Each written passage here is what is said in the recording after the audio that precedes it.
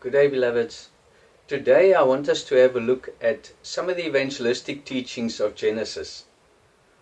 Beloved, there are so many things to evangelize in Genesis. It actually covers the entire Bible. So I want to have a look at the tree of knowledge, good and evil. In Genesis 3, God created the tree of life in the midst of the garden, and also the tree of knowledge, good and evil. Why didn't God in the beginning say that of the tree of knowledge, good and evil, and the tree of life you should not eat? He did not say that. He said, of the tree of knowledge you should not eat.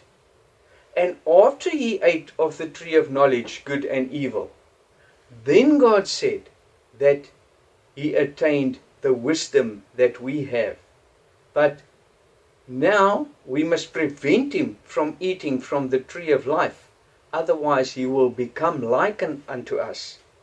So what happened there, beloved? What is Genesis teaching us in this text? First of all, beloved, what is the tree of knowledge, good and evil? And what is the tree of life? How do we eat of the tree of knowledge? Beloved, to eat of the tree of knowledge, good and evil, is always in the church. Why, beloved? Because the Garden of Eden is the church. In the beginning, beloved, when they ate of the tree of knowledge, good and evil, that happens in the Garden of Eden every day. That happens in the church every day. Let me give an example. Somebody's taken up in the church and they walk in this garden, and this garden is so beautiful to them. All the trees they can eat from, all the beloveds they can eat from. But then comes the snake and he tells them to eat of the tree, good and evil. There wasn't a physical snake, beloved. The snake is the one in the church with a forked tongue. What is a forked tongue, beloved? The forked tongue is the one that speaks good in front of everybody, and behind your back they'll stab you in the back. That is the spirit of the snake that is in the church. So we have to look in the mirror, beloved, and see if we can find that snake within ourselves as well. But be that as it may, to eat of the tree, knowledge, good and evil, is to find good and evil within the members.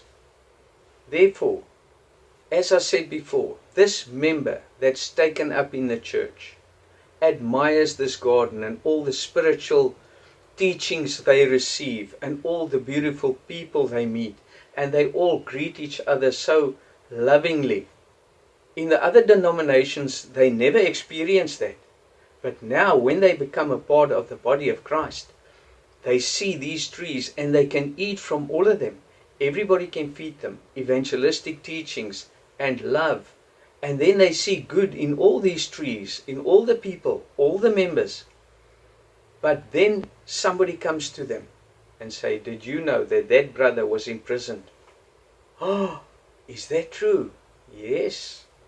And did you know that sister, she neglected her child? And this is how we eat of the tree, knowledge, good and evil.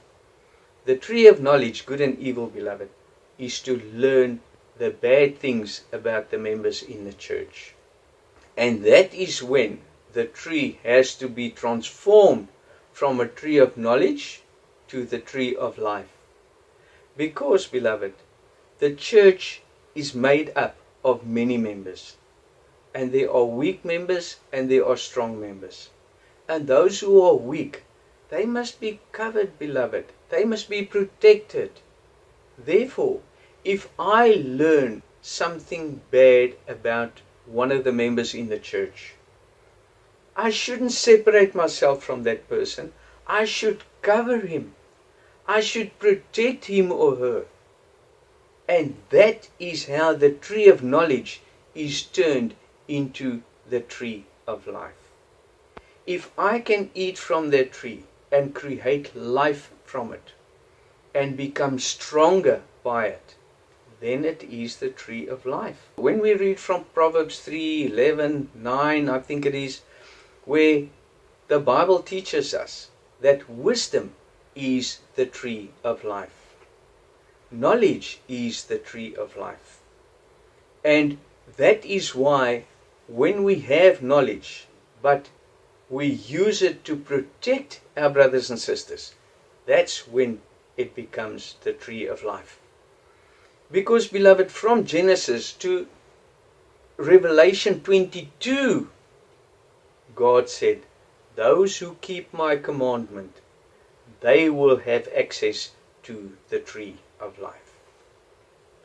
Adam is the one that is created of the earth. They are still earthy, beloved. And when we are earthy, we think earthy, we think carnal. And we will still see evil in others. But remember, beloved, God told Adam that if you eat of the tree of knowledge, good and evil, you will surely die. And then the snake came and he said, no, you will surely not die. So when Adam and Eve ate of the tree of knowledge, good and evil, did they die? Yes, beloved, but it was a long death. From Adam to Jesus. Because to conquer the mind, beloved, cannot happen overnight.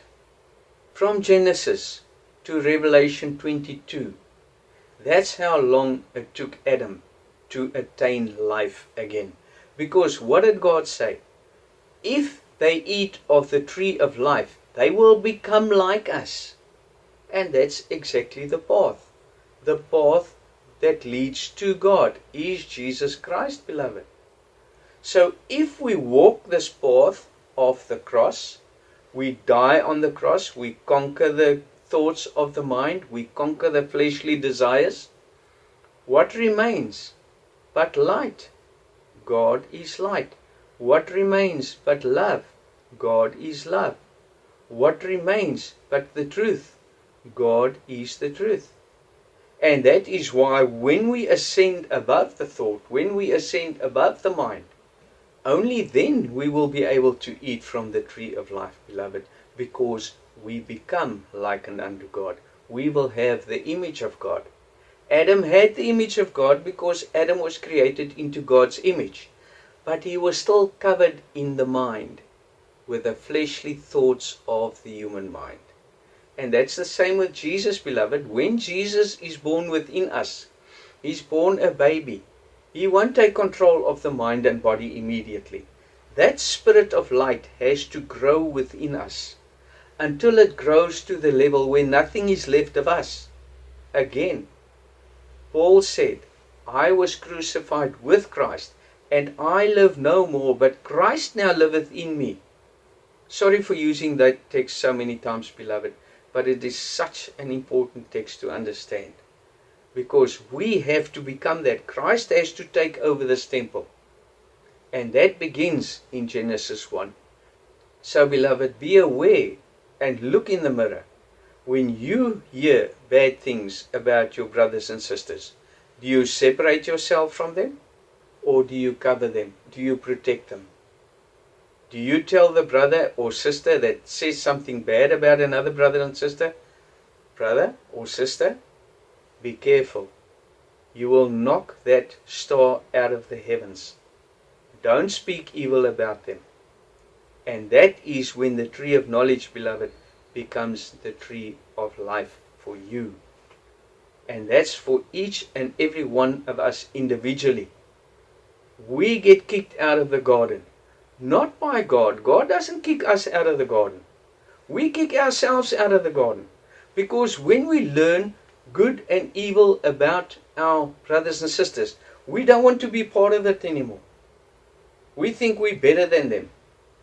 And that is what has to die. That's why God says, you will die if you eat of the tree, knowledge, good and evil. Because if you don't die, and you don't conquer the thoughts and the evil and darkness within your mind, you will remain dead. You will remain outside of this garden. Therefore, we have to conquer the mind. We have to die. The flesh has to die. until the Spirit of God remains only. And that is when we will have access to the tree of life. There are so many things in Genesis that we can talk about and turn into evangelistic teachings. It is amazing. Beloved, let us take the snake for instance. God said to the snake, because you told them to eat of the tree, knowledge good and evil, you will sail on your belly. Did the snake have legs before that, beloved? No, it didn't. And he said you will live off the dust of the earth. What does that mean, beloved? What is the dust? The dust is the fleshly thoughts of the mind. We will return to dust. Dust is earthy. Dust is carnal. So the snake is the one that lives off the dust of the earth. The snake spirit is the one that always wants to hear bad things about others. The snake is the one that always talks bad about the others. That is the snake. It lives off the dust. It lives off sin. No snake, beloved, lives off physical dust. But the snake is the spirit within us that lives off the dust of the earth, that lives off the weaknesses of the others, that lives off sin, beloved. The Bible makes it very clear. He says, let the dead bury the dead. How can the dead bury the dead, beloved? Is it possible for a dead person to bury a dead person? No, it's not. But when we separate ourselves from God and the love of God, and we gather and we talk evil about others, we are dead already, beloved. Because if we have life, God will be the words upon our tongue, and we will not feed each other dust. We will feed each other life and light. And when we speak evil about each other, this dust will cover the soul within my brothers and sisters even deeper into the darkness. So the dead bury the dead by speaking evil all the time. The dust just gathers above the soul and the light all the time. And we end up so deep in sin that we can't see good in our brothers and sisters or the church anymore. That is why it's very important for us to understand the evangelistic teachings of the Bible. Thank you very much, beloved. We will continue with the evangelistic teachings of the Bible. And if there's any questions you want to ask, please ask. And what I do not understand, beloved, there's an entire body that can help us, and nothing is unknown to us. So thank you for listening, beloveds. Share with the beloveds, please. There are so many people that ask me to explain the tree of knowledge, good and evil, and some of the teachings from Genesis. And there are many things that I will still explain from Genesis, beloved. And if there's something that you want me to explain, please ask. Nothing is unknown to us. God bless all of you, and thank you for listening, beloved.